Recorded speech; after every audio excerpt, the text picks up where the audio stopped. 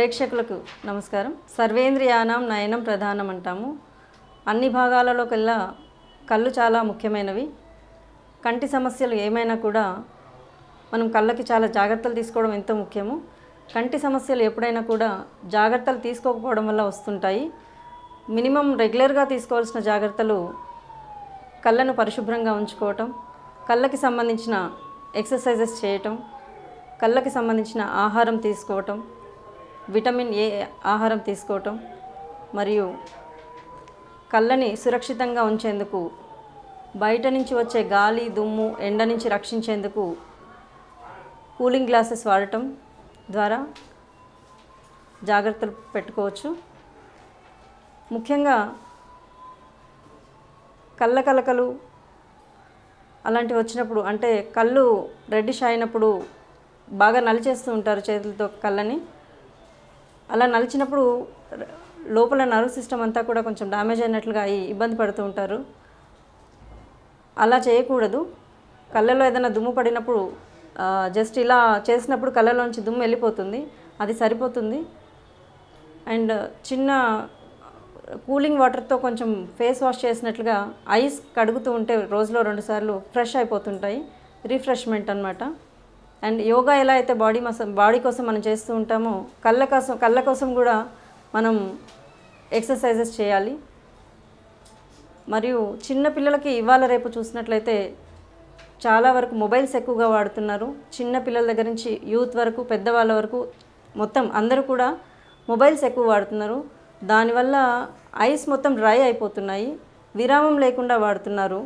Minimum 10 minutes కూడా ice blinking చేయకుండా వాడుతున్నారు. దాని ద్వారా కూడా చాలా వరకు కంటి సమస్యలు ఎక్కువగా పెరుగుతున్నాయి. కళ్ళు రెడ్డిష్ అయిపోతున్నాయి, బాధపడుతూ ఉంటారు. ఐస్ మినిమం ఒక నిమిషానికి కనీసం ఒక 10 సార్లన్నా ఇలా కొడుతూ ఉంటాం మనం, ఒక సెకండ్కి. అలాంటిది కంటిన్యూస్గా చూస్తూ ఉంటారు. దానివల్ల ఎక్కువగా ఇబ్బంది పడుతూ ఉంటారు. ఆ సమస్యలతో ఎక్కువ మంది మా దగ్గరికి వస్తుంటారు. చిన్నపిల్లలు మొబైల్స్ వాడడం వల్ల స్క్వింట్ ప్రాబ్లం ఈ మధ్య కాలంలో ఎక్కువగా చూస్తున్నాము. సో మొబైల్స్ ఎంత తక్కువ వాడితే అంత మంచిదనేసి మేము అవేర్నెస్ ప్రోగ్రామ్స్ కూడా చేస్తూ ఉన్నాము. చిన్నపిల్లలకు కావచ్చు, పెద్దవాళ్ళకి కావచ్చు, యూత్ కావచ్చు. ఇప్పుడున్న యూత్ అయితే మొత్తం మొబైలే ప్రపంచంగా బ్రతికేస్తున్నారు. కంటి సమస్యలు ఎక్కువగా వస్తున్నాయంటే ముఖ్యమైన కారణం కూడా మొబైల్సే. అండ్ ఐస్ కూడా డ్రై అయిపోతూ ఉంటాయి. ఒక ఏజ్ వచ్చిన తర్వాత అబౌవ్ 60-70 ఇయర్స్ తర్వాత డ్రై అయిపోవాల్సిన ఐస్ జనరల్గా జరిగేది అది న్యాచురల్గా. కానీ ఈ మొబైల్స్ వాడడం వల్ల ఎక్కువగా చిన్న పిల్లల దగ్గర నుంచే వచ్చేస్తుంది ఈ ప్రాబ్లం. సో మోస్ట్లీ మొబైల్ ఎంత తక్కువ వాడితే అంత మంచిది. అండ్ చిన్నపిల్లలు చదివేటప్పుడు ముఖ్యంగా చదివేటప్పుడు నోట్ బుక్ పైన వెలుతురు బాగా ఉండాలి. మినిమం ఇంత డిస్టెన్స్లో ఉండాలి.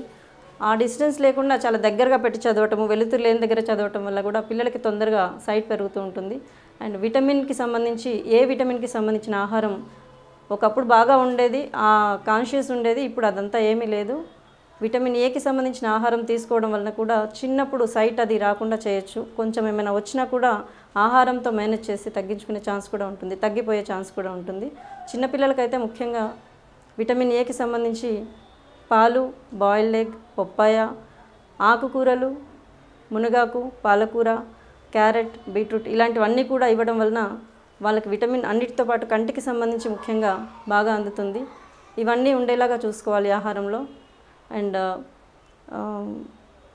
ఇన్ఫెక్షన్స్ ఏమైనా తొందరగా వస్తున్నాయి అన్నప్పుడు ఏదైనా సరే సిస్టమ్ వర్క్ చేసేవాళ్ళు కావచ్చు, బయట వర్క్ చేసేవాళ్ళు కావచ్చు, మట్టిలో వర్క్ చేసేవాళ్ళు కావచ్చు, నోట్స్ ఏదైనా సరే ఏ వర్క్ చేసే వాళ్ళకైనా సరే సడన్గా కళ్ళలో దుమ్ము పడినా, మామూలుగా అనిపించినా చేయితో నలిచేస్తూ ఉంటారు, చేయితో ఇలా చేసేస్తూ ఉంటారు. అలా ఎట్టి పరిస్థితిలో చేయకూడదు. మన చేతిలో మనకు తెలియకుండానే చాలా దుమ్ము ఉంటుంది. అది బ్యాక్టీరియా ఉంటుంది చేతిలో. ఆ డస్ట్ అంతా కూడా కళ్ళలోకి పోతుంది, ఇన్ఫెక్షన్ అవుతుంది. అది తెలియకుండానే ప్రాబ్లం అవుతుంది. కళ్ళంతా కూడా స్ట్రెయిన్ అయిపోయినప్పుడు, రెడ్డిష్ అయిపోయినప్పుడు, మార్నింగ్ టు ఈవినింగ్ పొల్యూషన్లో వెళ్ళినప్పుడు ఎలా అయితే మొత్తం అవుతుందో ఎలర్జిటిక్గా వస్తుంది ఈవినింగ్ వరకు. అదంతా ప్రాబ్లం రాకుండా చాలా జాగ్రత్తగా కళ్ళని వాడుకోవాలి. సన్లైట్ టైంలో, బాగా ఎండ టైంలో బయటికి వెళ్ళినప్పుడు కూడా కళ్ళని కాపాడుకోవాలి. దానికోసం కూలింగ్ స్పెక్స్ వాడడం తప్పనిసరి. ఈ విధంగా ఉండటం వల్ల కళ్ళకి కొంచెం సమస్యలు రాకుండా కాపాడుకోవచ్చు. రెటినాకి సంబంధించి జాగ్రత్తలు కొన్ని ఉంటాయి. డయాబెటిక్ పేషెంట్స్ కూడా ఈ మధ్య ఎక్కువ ప్రాబ్లమ్స్ ఫేస్ చేస్తున్నారు. డయాబెటిక్ రెటినోపతి వారికి కూడా చాలా సజెషన్స్ ఇస్తూ ఉంటాం మేము. అండ్ కొన్ని ప్రాంతాల్లో వాళ్ళకి షుగర్ ఉన్న వాళ్ళకి కంటి సమస్యలు ఎక్కువగా చూస్తున్నాం ఈ మధ్యకాలంలో క్యాంపులో. వారికే తెలీదు షుగర్ ఉన్నట్టుగా, డయాబెటిక్ మేము అనేసి. వాళ్ళకి కంటి సమస్య చాలా ఎక్కువగా ఉంటుంది. వారికి కొంత అవేర్నెస్ తీసుకొచ్చి వారికి ఈ ప్రాబ్లం నుంచి సాల్వేషన్ మేము చేస్తున్నాము. సో ఈ విధంగా కొన్ని సమస్యల్ని మనం ఆలోచించి జాగ్రత్తలు తీసుకున్నట్లయితే మన కంటి సమస్యలు ఎక్కువగా రాకుండా కాపాడుకోవచ్చు. ఈ అవకాశం ఇచ్చినందుకు GNN TV వారికి కృతజ్ఞతలు తెలియజేస్తున్నాను. Thank you.